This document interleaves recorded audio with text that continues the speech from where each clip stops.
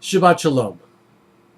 This week we begin a new Sefer in the Torah, the book of Deuteronomy.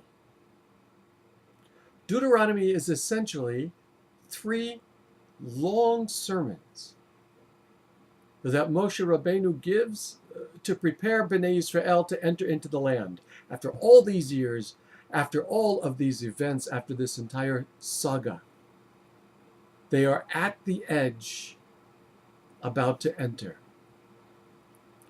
And Moshe, who began his career at the burning bush saying, Lo ish Dvarim anochi, I am not a man of words, ends his career with an entire book of Dvarim, a book of words.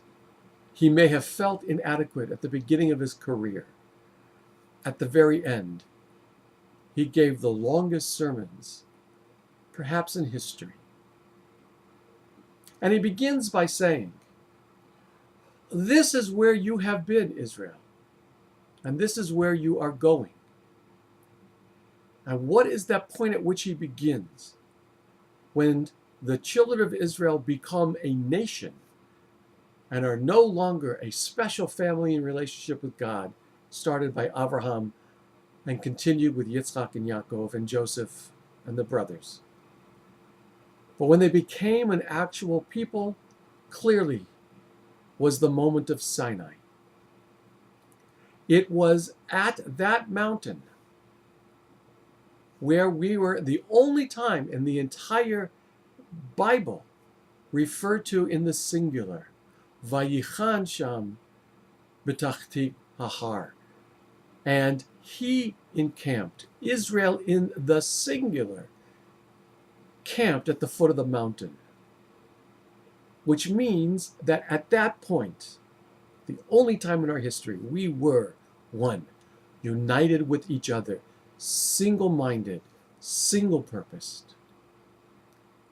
And no time throughout history was there a moment that equaled the intimacy that this entire people felt with God. And Moses begins by saying, God said to you at Chorev, Chorev is the Deuteronomic name for Sinai. God said, you've been here long enough. It's time for you to move on. And what an enormously profound insight that is. That's where Moshe begins.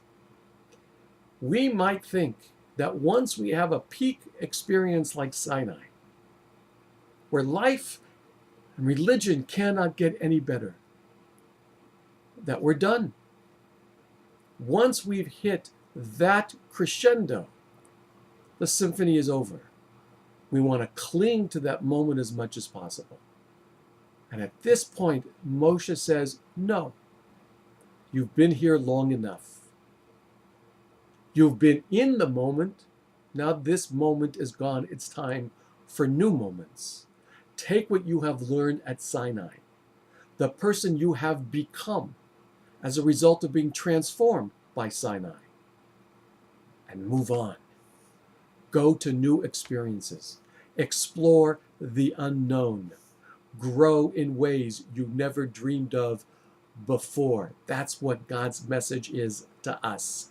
Take with you Sinai and all that that represents, and move on and transform where you are in the shadow and the light of Sinai. Shabbat Shalom. May you have a Zis and Shabbos, and I'll see you in Shul.